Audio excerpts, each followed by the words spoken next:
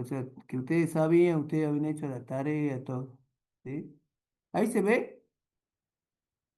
Sí, doctor. Perfecto. ¿Se acuerda que yo cuando mandé hoy día el mensaje dice, tengan a mano la tarea? ¿Ah? ¿Sí? Entonces, si la tienen a mano la tarea, a ver, no le he visto si está, a ver si está, eh, y está, a ver, Leonel Salomón Toledo, ¿está o no?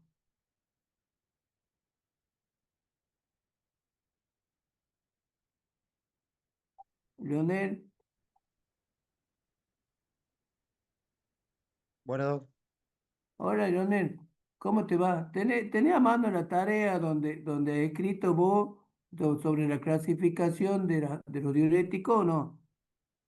sí, deme 2 segundos, ya la abro en el campo. Abrilo, tranquilo, si no yo la tengo aquí si vos querés hablar de ahí. No, tranquilo. Bueno. Vos mientras la buscas, yo te lo voy a poner de aquí también. ¿Sí?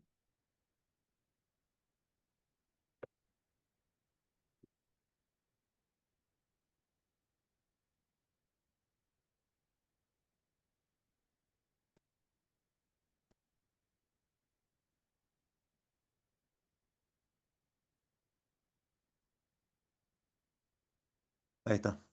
¿Qué necesito, doc? Bueno, que hable sobre la clasificación de los diuréticos que vos la pusiste. Bueno, Yo te la pusiste de aquí también. Ok. ¿Ahí se ve la clasificación o no? No, doc. Ahí, ya te lo pongo.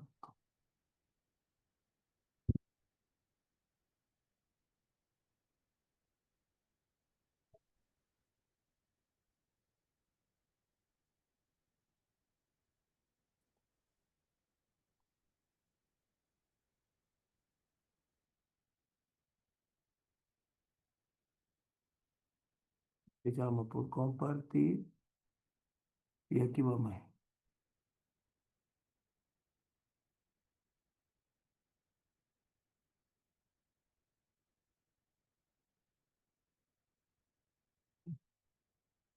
¿Ahí se ve? Sí, doc. Bien, ahí está. Dale, habla de eso. Esta tarea lo ha hecho Leonel. Así que bueno, vos andas diciendo y yo te la voy bajando, Leonel. Doctor, Escuche, el doc. PDF no se ve. Claro. Ah, ¿no se ve? No. No es como que lo tiene que abrir al PDF. A ver. Parece que puso compartir la carpeta y no el PDF. Bien, perfecto. A ver, ya vamos a ver. Estamos aprendiendo, chicos, estamos aprendiendo, así que se tranquilo. Ustedes tengan paciencia. A ver, entonces voy aquí.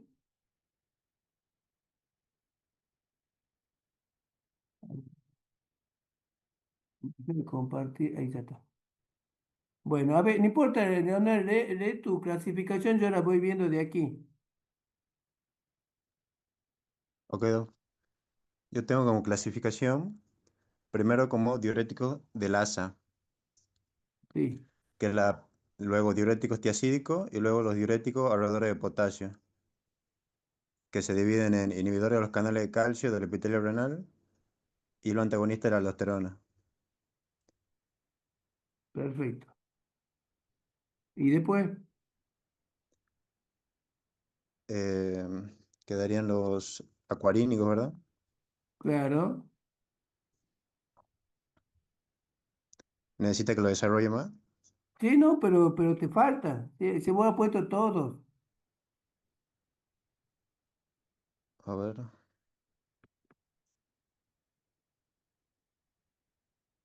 Vos has puesto inhibidores de Mm, anhidrasa carbónica, diuréticos móticos, los diuréticos ahorradores de potasio y los acarínicos. claro. Esa es la tarea que vos has mandado, Lionel, por eso te digo. Sí, creo que tengo un documento viejo, por eso le digo. Ah, bueno, pues no importa, no importa. Bueno, no importa, no importa. Entonces, eso es importante, que nosotros aprendamos todos los tipos de diuréticos que aprendimos. Tenemos que saber todos los diuréticos, ¿sí? Entonces, quiero que que hagamos hoy día? Entonces yo ahora le voy a pasar y de pronto ustedes quiero que ustedes opinen y digan, no, doctor, esto es así, este es el mecanismo de acción. Entonces la dinámica va a ser así. Yo voy a poner un diurético, ¿sí?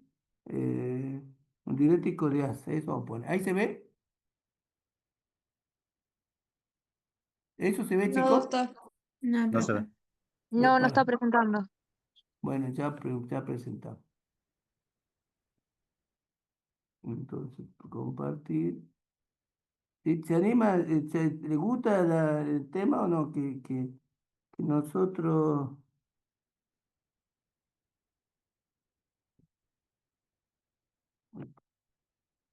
comparte.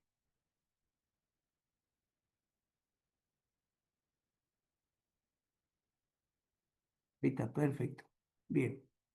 ¿Ahí se entiende, chico, o no? Sí, se ¿Se ve, ve? doctor. Bien. A ver, aquí yo separé quién había escrito. A ver, Luciana Vitar, ¿está o no?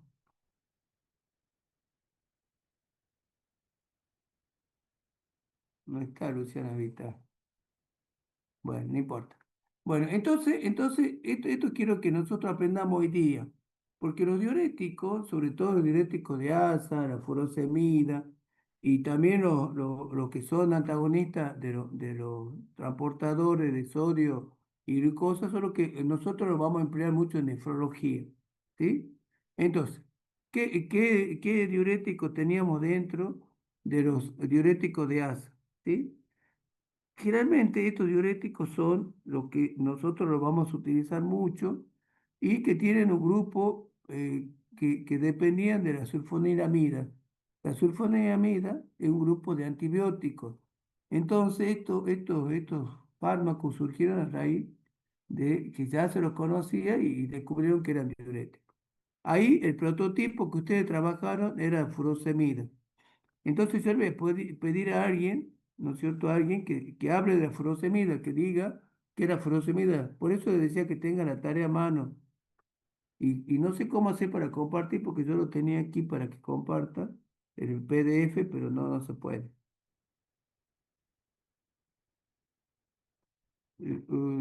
¿Hablan ustedes o lo digo yo? Creo que tiene que poner compartir pantalla completa, doctor. A ver, a ver, vamos a poner.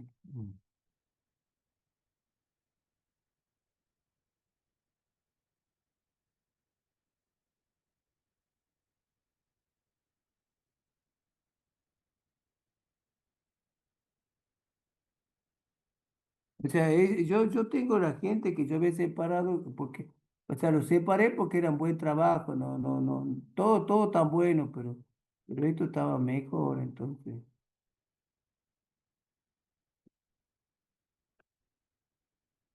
deja de compartir ahí. Entonces ahora vamos a poner compartir pantalla completa, ¿sí?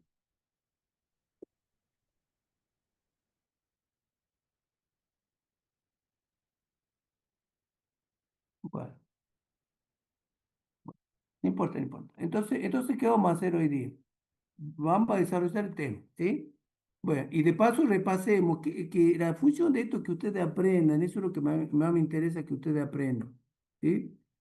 Entonces, dentro del diurético de ASA, nosotros el prototipo que nosotros trabajamos era la furosemida. Ese es el prototipo de la clase. Pero ustedes aquí tienen otro que se llama bumetamida, que es 40 veces más potente que la furosemida, que no se lo comercializa. Ah, la furosemida es el prototipo. Y después tenemos derivados del ácido fenoxiacético, ¿no es cierto? Que el ácido etánico tampoco se lo utiliza porque producía mucha alergia. ¿Ah? Entonces, cuando teníamos alergia, cuando este fármaco se lo reemplazaba, cuando teníamos alergia a la sulfonilamida, por ejemplo, a la furosemida. Pero ¿qué pasa? que no se lo usa porque es muy ototóxico. Entonces por eso no te lo utilizo. Entonces nuestro prototipo va a ser la furosemida. Bien, ¿cuál era el origen? ¿Se acuerdan que nosotros veíamos la farmacognosia, el origen? ¿Sí? Entonces, la furosemida ha sido introducida más o menos en los años 60 y ha sido fundamental para el tratamiento de la insuficiencia cardíaca. Ustedes ya aprendieron cardiología y ya vieron esto. ¿Sí? Entonces, esto demostró que eran superiores a otros diuréticos y sobre todo las tiazidas. ¿Eh? Bien. ¿Cuál es el mecanismo de acción? ¿Ustedes se acuerdan de eso? ¿Ustedes ya lo estudiaron? ¿Se acuerdan de eso o no?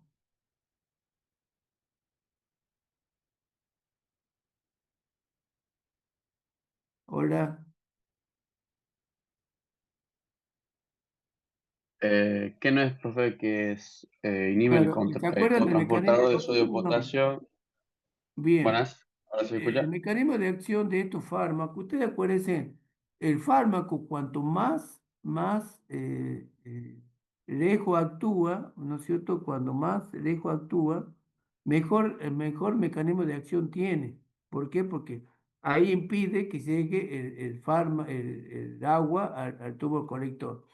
Entonces, ¿qué hacen esto? Estos actúan aquí en la rama gruesa de la rama ascendente, en la parte gruesa de la rama ascendente del asa de Herder. Y eso bloquea un sistema de cotransportador de cotransporte que era sodio, potasio y 2 cloro. Entonces, ¿esto qué hace? Que inhibe la reabsorción aproximadamente de un 25% del sodio que ha sido filtrado. Entonces, ¿eso qué hace? Que se excrete el sodio en forma masiva y que sea, por eso es que es muy bueno como diurético, ¿sí? Entonces, ¿qué es lo que hace? Al producirse esa acción, lo que va a hacer fundamentalmente, impide también la reabsorción de calcio y de magnesio. Por eso es que en algunos casos, cuando hay un aumento del calcio, es importante este fármaco porque también ayuda una hipercalciuria, por ejemplo, sirve este fármaco porque impide también la reabsorción de calcio. Y nosotros, en este caso de diurético, dice, es un concepto de techo alto. ¿Qué significa esto? Cuando ustedes más dosis utilizan, ¿no es cierto? Que es proporcional la acción farmacológica, y esto es aquí dice natriuresis, cuando empiezan a utilizar altas dosis, el efecto farmacológico va a ser mejor que, por ejemplo, que la tiazida. ¿Ah? A eso se refiere que tiene un techo alto. ¿Sí? Nosotros ya vimos también este tema de la farmacocinesis, y yo muchas veces tenía importancia que ustedes sepan cómo se metaboliza, cómo se excreta, porque estos fármacos generalmente lo vamos a emplear en los casos de insuficiencia renal. Por eso, cuando ustedes vieron la clase de insuficiencia renal aguda o crónica, vieron que sobre todo lo primero que falla es el tema de la filtración. Entonces, por suerte, estos fármacos, tanto esto como los tiacídicos, se excretan por secreción tubular, o sea, por otro mecanismo pasivo. Y es así que, por ejemplo, en el caso de la furosemida, tiene una biodisponibilidad de un 60%, una semivida de 1,5 a 2 horas, tiene la potencia de 1, y la excreción va a ser renal un 65%. Y la bumetamida, que dijimos que era 40 veces más potente, y también tiene su excreción va a ser renal y hepática. Todos estos fármacos se van a unir a las proteínas. Entonces, ¿qué le permite? Al unirse a las proteínas, le permite a estos fármacos que no se filtren. Entonces, ¿cuál es su excreción? Va a ser fundamentalmente por secreción tubular, y ahí lo va a hacer a través de transportadores que son ácidos orgánicos, y de esa manera se pueden excretar. Todos estos datos que yo le estoy pasando de por qué insistíamos cuando ustedes en la tarea no ponían nada, por qué se une o no se une a la proteína. Cuando decía biodisponibilidad, no ponían de la biodisponibilidad, no ponían la unión a las proteínas, o sea, tiene su razón de ser, ¿sí? Tiene su razón de ser, en este caso de fármacos que va a actuar a nivel general, ¿sí? Entonces, y esto quiero ahora que ustedes me digan, ¿en qué caso han aprendido ustedes que se usa estos diuréticos, sobre todo la furosemida? En insuficiencia cardíaca, doctor. El edema agudo de Eh, pulmón también. En el edema agudo, profe. Perfecto. En todo Bien, paciente que esté con sobrecarga de volumen. perfecto. Eso perfecto. Eso me parece bien. Ahí estamos, ¿ves? Yo iba escribiendo a medida que usted iba diciendo. ¿Ah? Entonces, el uso en el edema agudo de pulmón, ¿se acuerda que nosotros vimos un caso clínico y que utilizábamos esto, ¿sí? Entonces es fundamental que en algunos, un compañero habló, no lo veo, por eso digo a un compañero, habló que se utiliza la insuficiencia cardíaca crónica, congestiva, y bueno, y ahora cuando empecemos a ver este, insuficiencia renal, lo vamos a utilizar en el síndrome nefrótico y en la ascitis por cirrosis hepática, ¿sí? En la hipercalcemia, ¿se acuerda que yo le decía al principio que que al bloquear el transportador de sodio y potasio también se inhibe la reabsorción de calcio y de esa manera lo podemos utilizar en algunos casos, ¿sí? ¿Estamos? ¿Cuáles eran los principales daños? Los daños, esto estamos hablando de tratamientos crónicos, sobre todo en algunos pacientes que necesitan mucho tratamiento, mucho tiempo, va a haber ototoxicidad. Y la principal reacción adversa, ustedes acuérdense bien de la furosemida, era hipopotasemia. El paciente se queja de eso, se queja de la disminución del sodio, del calcio, del magnesio. Y entonces estos son fármacos que frecuentemente tenemos que manejar unionogramas. O sea, nosotros eso lo vamos a ir chequeando, ¿sí? Vamos a ir chequeando. O sea, si bien tienen una eficacia terapéutica importante, pero también necesitan, ¿no es cierto? Necesitan sobre todo un control de iones, ¿eh? Eso no se olviden bien. Produce una hiperuricemia, eso por competición con el ácido úrico en el transporte tubular, pudiendo precipitar en un ataque de gota. Es decir, eso también, o sea, a lo mejor ustedes reciben un paciente con gota y el antecedente fue que estuvo tomando este tipo de diurético. Y también una alcalosis metabólica, sobre todo porque es pérdida de cloro y de iones. ¿Ah? Bien, entonces. Esto acuérdense, esto es lo que yo les decía. Cuando nosotros utilicemos estos diuréticos, es importante que nosotros controlemos los electrolitos, ¿sí? Entonces, esto va a ser, y también tenemos que evaluar la función renal. Y aquí está clave para el examen. Esto también me interesaba, ¿sí? Una pregunta del examen va a decir, ¿cómo el mecanismo de acción? Que explica el mecanismo de acción. ¿Qué significa el efecto techo alto? ¿No es cierto? Que es un fármaco que produce una natriuresis más importante y mejor que los otros diuréticos. Hay un riesgo de ototoxicidad, entonces hoy día no va a haber autoevaluación, que esto lo que estamos haciendo ahora es una especie de autoevaluación, ¿sí? Entonces, y después, por ejemplo, cuál de todos los iones afecta más y tiene reacción adversa? ¿Sí? ¿Vamos bien o no? Sí, Doctor, doctor. sí, Sí, doctor. Sí, Perfecto. doctor. ¿Alguna pregunta? No. Bueno, o sea, ¿me entienden, chicos, lo que estamos queriendo hacer o no? ¿Ah? Bien, ahora vamos a ver, por ejemplo, ustedes dicen que comparta en pantalla, ¿sí? Pongo pantalla. Y ahí me voy aquí al compañero que tiene que hablar, ¿sí? Y ahí pongo compartir. ¿Sale ahí? Sí, doctor. Sí, Sí, doctor. ahí se ve. Ahí se ve, ¿no es cierto? Sí. Sí, profe, ahora Bien. sí. Este es ver el PDF, ¿no es cierto? Sí, sí, se ve el PDF de la Sí, Juana sí, Meyer. Ahí está, bien, ahí. ¿Está Juana Meyer o no?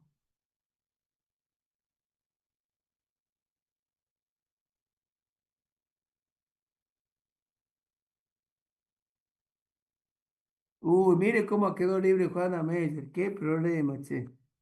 Este, ¿vieron hoy día el mensaje que yo le mandé? ¿Vieron el mensaje que yo le mandé? ¿Qué decía el mensaje? Como dijo Lionel Messi, Doctor, ahí ¿sí? Juana, ahí está entrando, recién sale del laboratorio para Bueno, exponer su trabajo. ya va. Entonces, ¿se acuerda el mensaje que yo le mandé hoy día? ¿Qué le mandé el mensaje que hoy día que... Hola, doctor, disculpe, estoy con problemas de internet, entonces como que me conecto, me desconecto. Disculpe, aquí estoy. No, quédese tranquila, si no estábamos hablando de usted, pues ya le hemos dicho que quedaba libre, Ay, doctor, no sea malo, ahora me puedo defender. ¿sí? No sé si han visto el mensaje que yo le mandé hoy día, no es presión, es tensión, ¿sí? Así le dijo Scaloni a todos los jugadores, esto no es presión, es tensión, ¿sí? Sí, lo Así que que pasa, bueno, doctor, es que estaba en laboratorio de cirugía, esté entonces, bueno. tranquila, si no, sí, lo mismo íbamos a hablar de su trabajo, ya lo he puesto ahí, así que no se haga problema. Ah, bueno, está bien. Igual aquí estoy. Bueno, bueno, ¿qué le decía yo? Porque pues, todos los trabajos están bien, ¿no? Hay gente que ni ha presentado los trabajos, pero hay trabajos que están bien, ¿no? Este es uno de ellos que me llamó la atención, mire usted, mire, o sea, es lo que yo le decía a ustedes cuando hagan los trabajos. El trabajo no es solamente copiar y pegar, sino, ¿ve? Ustedes ven de lindo que está, ¿ven? Hizo el mapa de la nefrona, hizo después cómo actuó los diuréticos de asa, los teacídicos, los arroz de potasio, ¿sí? Entonces, ¿cómo puede ser? Entonces, el Meyer ya puede conectarse, o sea, escapó del No, laboratorio. estoy aquí presente. Bueno, así que lea usted, yo le voy pasando de cómo escribió usted de la espirulactona y nos acordamos de la espirulactona. Bien, doctor. Bueno, los diuréticos ahorradores de potasio, bueno, el trabajo era de los diuréticos. Y bueno, la primera clasificación, hablamos de los ahorradores de potasio, que van a ser fármacos que van a actuar en el túbulo contorneado distal y también en el conducto colector, que lo que van a hacer es disminuir la reabsorción de sodio y va a reducir la excreción de potasio para evitar la hipocalemia producida por otros diuréticos. Entonces se los usa en asociación. ¿A cuáles? A los diuréticos tiacídicos o los diuréticos de asa para poder potenciar el efecto antihipertensivo y prevenir la pérdida de potasio. Y ahora a estos también los vamos a clasificar a los, primero, antagonistas del receptor de la aldosterona. Y los que conocemos, el prototipo va a ser la espironolactona, que va a ser el prototipo, y muchas veces cuando tenemos efectos adversos, como por ejemplo una ginecomastia dolorosa u otros, digamos, vamos a cambiarlo por la esplerenona. Entonces, bueno, y yo acá desarrollé a la espironolactona. Bien, ahora aumenta ahí. Bien, ¿continúo? Sí, sí, sí. Ah, bien. El mecanismo de acción de la espironolactona va a ser, bueno, un antagonista competitivo, es decir, que, bueno, justamente su mecanismo de acción es competir con los receptores mineralocorticoides de la aldosterona en el túbulo distal y el conducto colector. Entonces, ¿qué va a hacer? Es bloquear la acción de aldosterona por antagonismo competitivo. Entonces, ¿qué efectos vamos a tener? Vamos a tener primero la disminución de la síntesis de proteínas transportadoras de sodio. Después también vamos a tener como consecuencia menor reabsorción de sodio y por ende de agua también, y vamos a tener menor eliminación de potasio e hidrogeniones. Entonces, ¿cómo va a ser la diuresis? Va a ser una diuresis leve, Perfecto. que, bueno, Va, que para un es ratito ahí, importante. Juana, para un ratito. ¿Juana le dicen o no? Sí, sí. Ah, bueno, Juana. Escúcheme, Juana. Normalmente la aldosterona, ¿qué hace? La aldosterona es, bueno, para el sistema de renina-angiotensina-aldosterona que tiene como función aumentar la tensión arterial cuando hay caída de ella. No, no, pero normalmente, ¿para qué existe la aldosterona? O sea, ¿cuál es la función de la aldosterona normalmente? Retener sodio y agua. Ahí está, perfecto, bien, Aldana. ¿Me Bien, entiendes? bien. Entonces, si es la aldosterona, por supuesto, en su receptor, ¿no es cierto? Aquí el mecanismo de acción de esta, de la espironolactona va a ser antagonizar. Entonces, pero, ¿me entiendes? Eso ya estudiamos, nosotros ya sabemos. Entonces, la aldosterona, ¿qué es lo que hace? Le tiene sodio y agua. Es lo que nosotros hablábamos la semana pasada de los mineralocorticoides. ¿Se acuerda cuando decíamos que los corticoides producen retención de sodio y agua, los que tienen alguna función mineralocorticoide? ¿Sí? ¿Estamos? ¿Se entiende, chico, o Bien, no? sí, sí, sí, perfecto. Bien. ¿Y por qué dice, recién Juana dijo, y eso le pregunto a cualquiera, por qué dicen ustedes que produce una diuresis leve? Aquí Juana puso eso, puso que produce una diuresis leve. ¿Por qué? ¿Por qué esa conclusión? Porque afecta a uno de los mecanismos de acción de la reabsorción de sodio. Perfecto, porque ¿en qué lugar del nefrón actúa? En Enlaza, el túbulo contorneado distal y en el túbulo colector. claro, o sea que ya casi no tiene posibilidad de bloquear eso. La gran mayoría de la reabsorción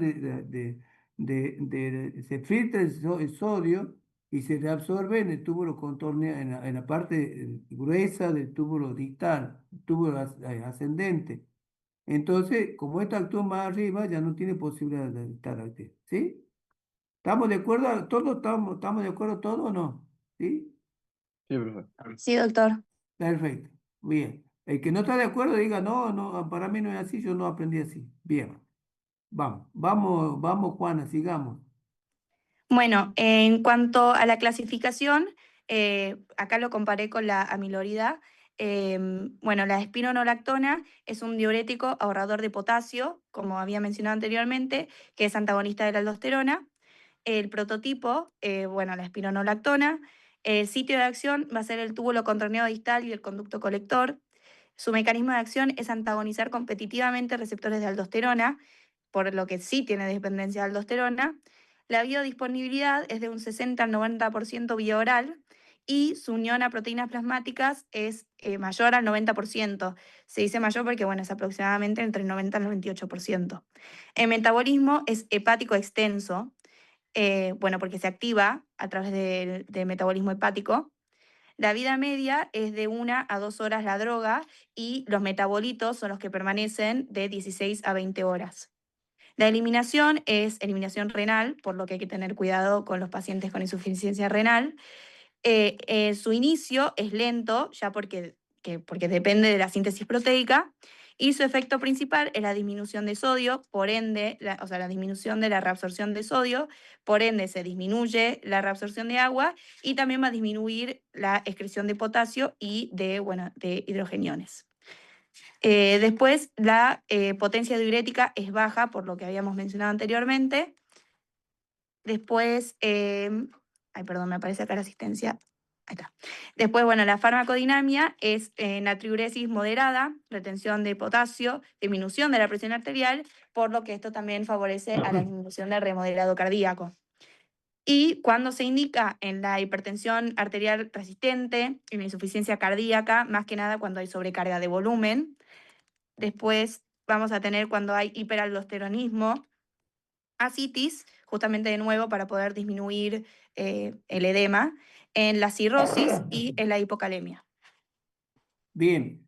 Usted en cardiología, pues yo no estuve en el módulo de cardiología, así que ¿a ustedes se utiliza la espironolactona o la eplerenona en los pacientes o no? Sí, sí se suele usar porque es parte de los 4 pilares del tratamiento de la insuficiencia cardíaca que está demostrado que disminuye la mortalidad. Y en muchos casos se asocia, ¿no es cierto? ¿Se asocia a la furosemida o no? Sí se puede Pero- asociar, pero hay que tener cuidado, más que nada, porque Perfecto. dar diurético a lo loco puede producir, bueno, Claro, efectos ¿se adversos acuerdan? también. Ustedes, los que estuvieron en la presentación de caso clínico, ¿se acuerdan cuando presentó el doctor Comotti el caso clínico? El paciente tenía eprenona, tenía una espironolactona, tenía un inhibidor de los receptores de sodio y glucosa, o sea que y encima tenía furosemida, o sea que el paciente sí o sí estaba seco, pero era porque era un paciente que tenía insuficiencia crónica, cardíaca crónica. Bien, bien. Y bueno, y aquí está la mirorina, también le hará a usted, Juana, que está ahí. Bueno, la amilorida es un diurético que también es ahorrador de potasio, pero a diferencia de la espironolactona, o sea, tienen distintos mecanismos de acción. Por eso los comparé. Y bueno, es un bloqueador de los canales de sodio, a diferencia de la espironolactona, que es un antagonista de la aldosterona. Después, bueno, tenemos que su sitio de acción va a ser el túbulo distal tardío, o sea, va a ser como más adelante, se podría decir, y el conducto No, colector. no, no existe túbulo distal tardío. Ah, bueno, no sé, yo como que lo había leído en el perfil, Ah, pero bueno, por eso lo puse. Pero claro. sí, Pues no también hay, es no a hay ni chequear. temprano ni tardío, eso. Claro. Bueno, después el mecanismo de acción es que bloquea los canales epiteliales de sodio. Bien. No tiene dependencia de la aldosterona y su biodisponibilidad vía oral es menor, es del 15 al 25%. Y después la unión a proteínas plasmáticas es de aproximadamente el 40%.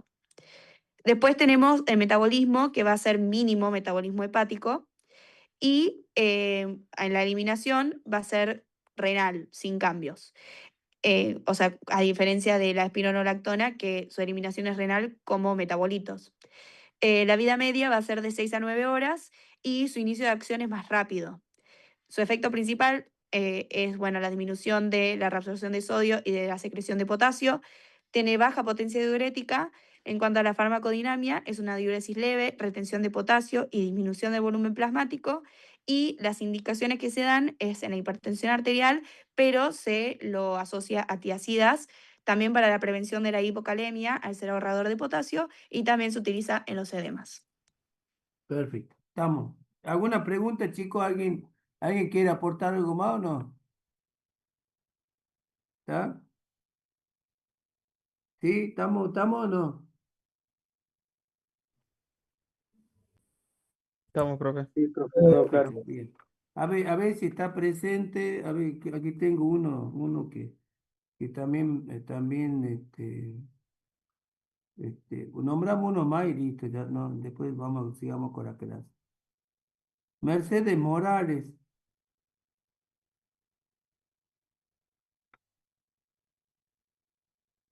Morales Alves, profe. Sí. Mercedes, Ah, usted, ¿no es yo. cierto? Sí, Guadalupe. Guadalupe Mercedes. Sí. Perfecto.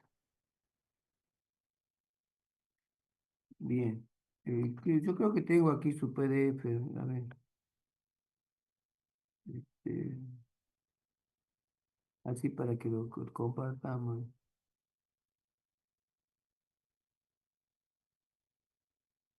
Mm.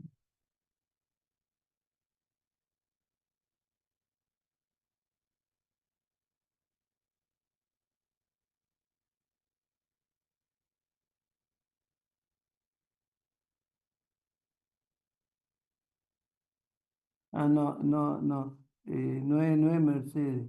Es Magno. ¿Está Magno? Sí, profe. Ahí está. ¿Se ve ahí Magno o no? Sí, se ve su pantalla. Sí, Este es el sí. PDF. Este es de usted, ¿no es cierto? No se ve mi presentación, ¿no? A ver, ya la vamos a poner.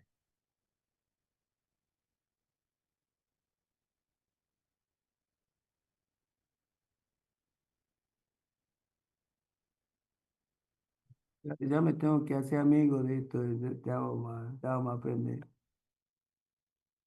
Ahí está mal.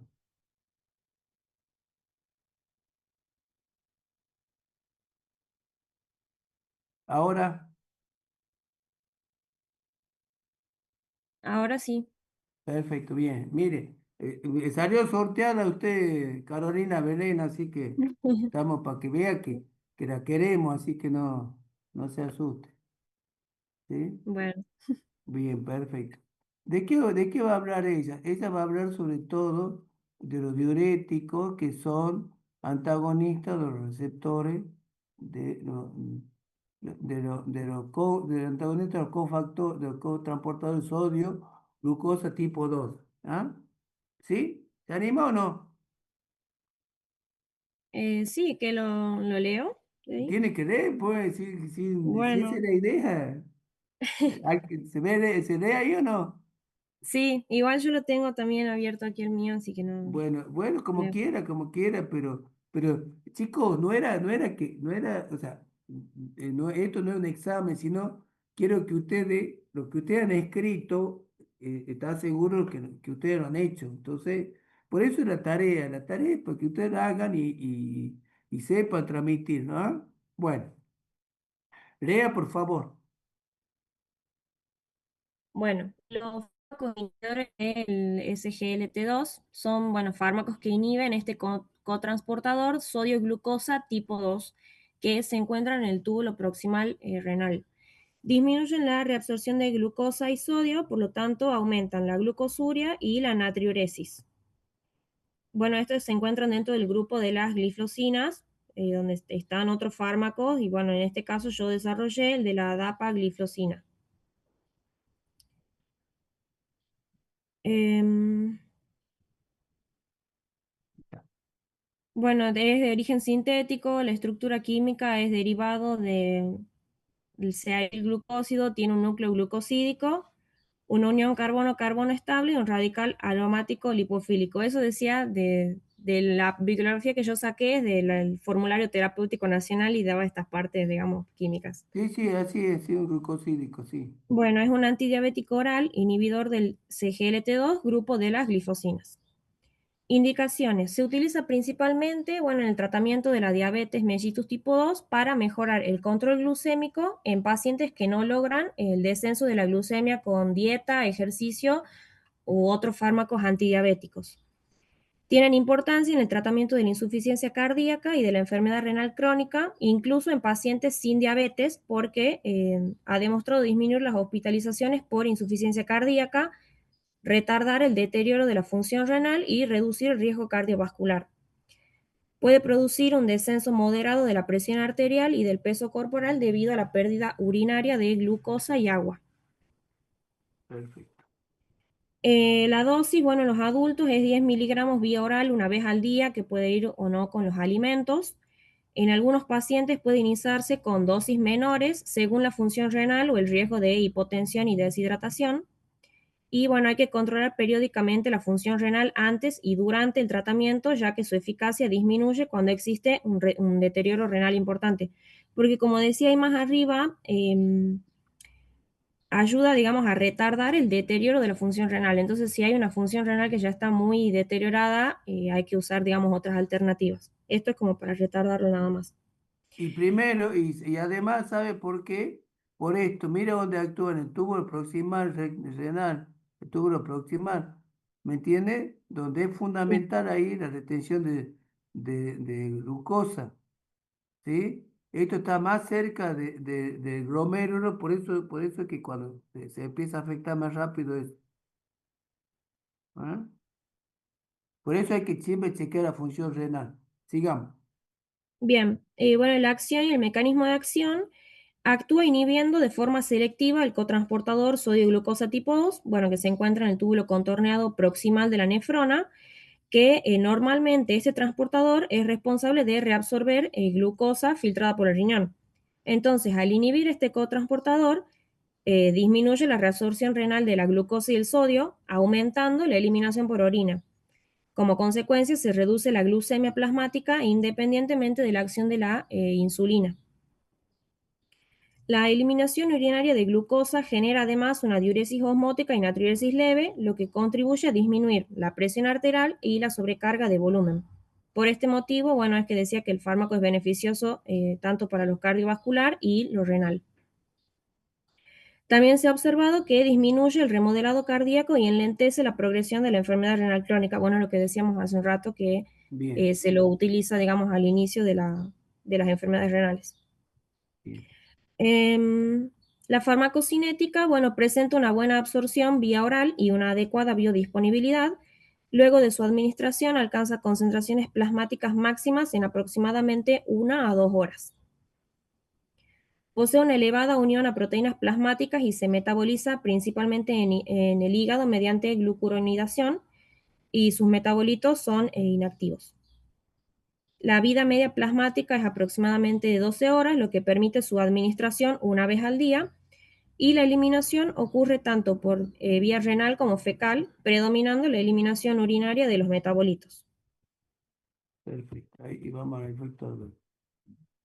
En sus efectos adversos, bueno, tenemos el aumento de la glucosa en la orina, que debido a esto pueden aparecer infecciones urinarias y genitales micóticas, especialmente candidiasis vulvovaginal y balanitis.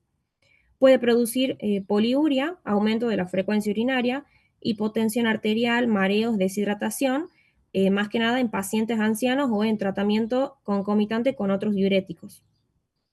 En algunos casos puede aparecer deterioro transitorio de la función renal al inicio del tratamiento. Otro efecto adverso que es poco frecuente pero grave es la cetoacidosis diabética euglucémica, en la cual el paciente va a presentar cetosis y acidosis metabólica con niveles de glucemia no demasiado elevados. Este cuadro, bueno, puede desencadenarse en situaciones de ayuno prolongado, infecciones graves, cirugía o disminución importante de la ingesta de hidratos de carbono. Con menor frecuencia, náusea, fatiga y pérdida excesiva de peso. Bien. ¿Y eso por qué cree usted que existe eso? Acetoacidosis diabética y sobre todo este el factor, que el paciente tiene una disminución importante de la ingesta de hidratos de carbono, ¿me entiende? O ayunos. Entonces, el mecanismo de acción de este fármaco va a ser, o sea, encima tiene poca glucemia. Y encima esto libera la glucemia, hace que el paciente entre en una cetoacidosis. Por eso es que el paciente no tiene que hacer ningún tipo de trastorno en cuanto a la ingesta de azúcar, ¿no? Bien. Bueno, después tenemos las interacciones. Dice el uso concomitante con otros diuréticos puede potenciar la pérdida de líquidos y aumentar el riesgo de la hipotensión y la deshidratación. Cuando se administra junto con insulina o sulfonilureas, puede aumentar el riesgo de hipoglucemia, por lo que puede ser necesario ajustar la dosis de estos fármacos. El consumo simultáneo con otro medicamento nefrotóxico requiere vigilancia de la función renal. Y bueno, el alcohol y situaciones de ayuno prolongado aumentan el riesgo de la cetoacidosis. Dice, ve, eso es lo que dice. O sea, acuérdense que este por sí es hipoglucemiante, porque impide la absorción de glucosa por eso. ¿Ah? Perfecto. Y bueno, en cuanto a las contraindicaciones, bueno, contraindicada en pacientes con insuficiencia renal severa, ya que disminuye notablemente la eficacia y aumenta el riesgo de los efectos adversos. No debe utilizarse en pacientes con diabetes mellitus tipo 1 debido al mayor riesgo de la cetoacidosis diabética. También contraindicada en pacientes con antecedentes de hipersensibilidad al fármaco, en caso de cetoacidosis diabética activa y en situaciones de deshidratación grave. Su uso no se recomienda durante el embarazo y la lactancia debido a la insuficiente evidencia de seguridad fetal. Perfecto. Y ahí Bien, termina. perfecto. Bien. Bien, Carolina, perfecto. ¿Estamos, chicos? Sí, Ve que sí vale la pena hacer el diurético, hacer su trabajo para que después se buscan aquí. Bueno, los diuréticos que no vimos, que nosotros no vimos, lo que no vimos y que no sé si en clínica médica le han dicho este, que se va, que lo van a ver, o lo hicieron. ¿Vieron el uso de los diuréticos osmóticos ustedes o no?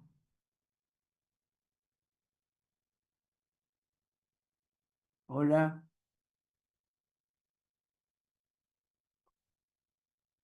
¿Cuál sería un ejemplo de un nombre de alguno de esos? El manitol, por ejemplo. No, doctor, no, no lo hemos visto. Bueno, hoy día vamos a desarrollar el diurético los diuréticos que no usan normalmente, pero que existen, ¿sí? Entonces, estos diuréticos osmóticos son sustancias farmacológicamente inertes que actúan sobre todo por sus propiedades de presión osmótica. ¿Se acuerdan? Nosotros en la básica decíamos que era la presión osmótica, la presión oncótica, bueno. Entonces, ¿qué es lo que hacen estos fármacos? Son polialcoholes, en el caso del manitol, cuya función es ser hiperosmolares, ¿eh? Son hiperosmolares. Estos fármacos, el manitol sobre todo, se administra por vía endovenosa. Cuando se lo administra por vía endovenosa, tiene su efecto, sobre todo diurético, porque directamente se filtra por el riñón y no sufre ningún tipo de proceso de absorción ni secreción tubular. Simplemente se filtra y cuando se filtra arrastra agua, porque es una sustancia hipermolar. ¿Sí? Y eso sirve, sobre todo, por ejemplo, para, ya vamos a ver enseguida, para disminución de edema cerebral, un edema post cirugía, por ejemplo. Entonces, el efecto de arrastre del manitol va a ser ese, ¿sí? El efecto de arrastre, ¿por qué? Porque es una sustancia hiperosmolar. Y cuando nosotros lo administramos por vía oral, va a ser el efecto también, el mismo efecto osmolar, que hace que salga agua a la luz intestinal y produce una acción de laxante o de purgante. ¿Sí? O sea que este manitol es un muy buen diurético. ¿Para qué? Para en algunas situaciones determinadas. Entonces, ¿qué hace? Hace retención de sodio, ¿no es cierto? Hace retención de agua fundamentalmente porque incrementa la osmolaridad intraluminal y eso hace que se libere mayor cantidad de agua. Y sobre todo actúa en algunas zonas muy permeables al agua, sobre todo el tubo contornado proximal y la asa de Gieres descendente. Entonces, ¿qué es lo que hace esto? Incrementa el flujo sanguíneo a nivel de la médula renal, disminuye la osmolaridad y produce una diuresis bastante importante. Ojo, no es un fármaco que nosotros le vamos a dar en cualquier situación. Sobre todo la situación que nosotros le vamos a dar sobre todo en las indicaciones que va a ser en el edema cerebral, en la hipertensión endocraneal, en el glaucoma. Esta es la indicación fundamental, en el edema, ¿sí? Es un fármaco que nosotros necesitamos sobre todo que lo vamos a utilizar. O sea, no es un fármaco que lo vamos a utilizar en forma cotidiana. Es un diurético que en alguna oportunidad nosotros en la guardia lo vamos a usar, ¿sí? Es mucho mejor que los tiacídicos, que la furosemida, es mucho mejor que cualquiera de ellos, ¿eh? Entonces, hay que tener presente este tipo de diuréticos porque podemos echar a mano de él para que produzca una diuresis importante en algunos pacientes, ¿sí? Sirve como diurético y sirve como laxante también para poder actuar. ¿Ah? Eso no lo vimos, inclusive en el edema agudo de pulmón también se lo puede utilizar porque es importante la diuresis que produce, ¿sí? Entonces lo podemos utilizar también. Y después otro grupo de fármacos que nosotros le escuchamos hablar de los fármacos que eran de la anhidrasa carbónica, inhibidores de la anhidrasa carbónica. Entonces, los fármacos que actúan inhibiendo la anhidrasa carbónica también son importantes quizás, no tanto en cardiología como nosotros vimos, como aprendimos, ¿sí? este, sino en situaciones, la acetazolamida, que es es un inhibidor de la anhidrasa carbónica. La anhidrasa carbónica cumple un papel importante en el túbulo proximal, ¿sí? Entonces, ¿qué hace? El túbulo contorneado proximal absorbe el 80 o 90% del bicarbonato filtrado. Entonces, esto depende sobre todo de una enzima que se llama anhidrasa carbónica, que se ubica ahí en la nefrona. Entonces, esto al inhibir esta anhidrasa carbónica, no permite que se reabsorba el bicarbonato. Y al no permitir que no se, re- que no se reabsorba, se produce un aumento del bicarbonato y por lo tanto un aumento de la diuresis. La indicación de esto, eh, el efecto de esta inhibición de la anhidrasa carbónica provoca retención de bicarbonato de sodio en la luz. Entonces esto hace que se produzca una diuresis que tiene bicarbonato y que sea una diuresis alcalina, aumenta el pH. Quizás nosotros no lo usemos en cardiología, lo que acabamos de ver nosotros, sino tiene otro uso, sobre todo a nivel ocular. ¿Por qué? Porque puede servirnos, por ejemplo, en el caso de un glaucoma. O sea, es un diurético que en algún momento ustedes lo van a utilizar y quizás en algún paciente le vamos a utilizar este tipo de diurético. O también en el edema agudo, en el edema que se puede producir, por ejemplo, a nivel del sistema nervioso central. Entonces, eso también lo podemos utilizar, ¿sí? La acetoramida, sobre todo, se utiliza por vía oral, tiene una activa secreción tubular, acetazolamida, así se llama, acetoramida. Y después vienen la dorzolamida, que ya lo podemos utilizar por vía tópica, en forma de colirio, que también, o sea, ¿cuál es el sentido que ustedes aprendan esto? Que son diuréticos que tienen otro uso, ¿sí? Pero que también son diuréticos y cómo actúan, ¿eh? Tienen muchas nocividades, pero generalmente el uso el uso de estos fármacos es importante y lo que tenemos que tener presente que yo le decía recién que el pH urinario es alcalino y disminuye la solubilidad del fosfato de calcio. Y esto nos puede permitir que se formen cálculos renales insolubles. Entonces, esa es la única precaución que hay que tener cuando utilicemos estos fármacos. Otra indicación que tienen estos fármacos va a ser, sobre todo, en algunas situaciones, como una insuficiencia, eh, eh, las contraindicaciones va a ser en la insuficiencia hepática. ¿Por qué? Porque al alcalinizarse la orina se disminuye sobre todo la liberación de amonio. Acuérdense que en la insuficiencia hepática no se puede eliminar el amonio, entonces se puede exacerbar aún más y producir una encefalopatía hepática. También en los pacientes que con EPOC también no, porque hay una excesiva detención de dióxido de carbono, entonces hay que tener cuidado con eso, ¿sí? Esas serían las contraindicaciones. Y el uso, sobre todo el uso clínico que yo les decía recién, en el glaucoma, eso después cuando ustedes vean la oftalmología lo van a ver, ¿ah? Pero que sepan que eh, eh, el paciente puede tener esto. Muchas veces, otro uso que va a tener la acetazolamida, que es un inhibidor de la anhidrasa carbónica, se lo utiliza en el mal de montaña.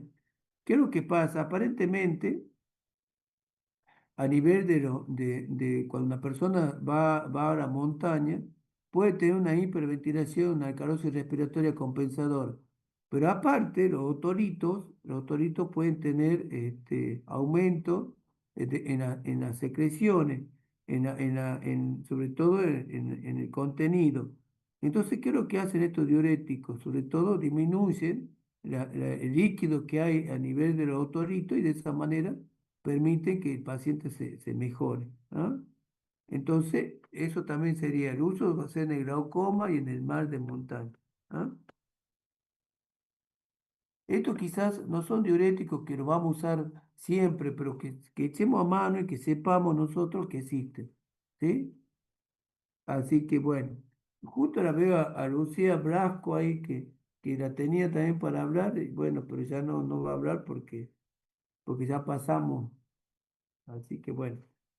Bueno, Bueno, profe. sobre todo los diuréticos que nosotros vamos a utilizar ahora cuando estamos viendo, ya empezaron a tener práctico en nefrología o no?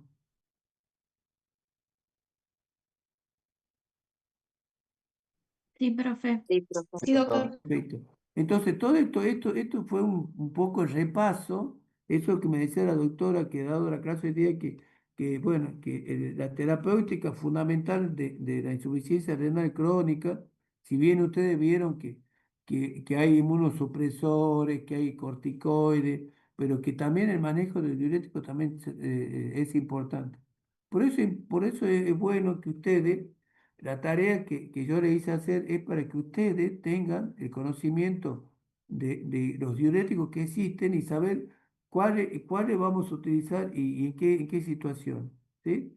Entonces, el diurético en general hay que tener mucho cuidado, saber la potencia que tiene, saber que algunos son muy potentes, algunos son leves, y sobre todo siempre chequear la función renal y chequear sobre todo el tema de los electrolitos. ¿Sí? O sea, porque el paciente va a venir con síntomas y nosotros le tenemos que explicar por qué aparecen esos síntomas. ¿Ah? Así que bueno, la autoevaluación que hicimos hoy día fue esa, ¿sí? Que tuvo oportunidad de autoevaluarlo a Juana, a, a Toledo, entonces a cualquiera le puede tocar. Ya la próxima semana, para la gente que no presentó hay gente que debe la tarea, hay gente que debe algunos trabajos, así que ya lo vamos a mandar, que se recuperen. Igual que también hay gente que no pudo hacer la autoevaluación, entonces también ya, porque me contaron que tienen cirugía, ¿cuándo tienen parcial de cirugía?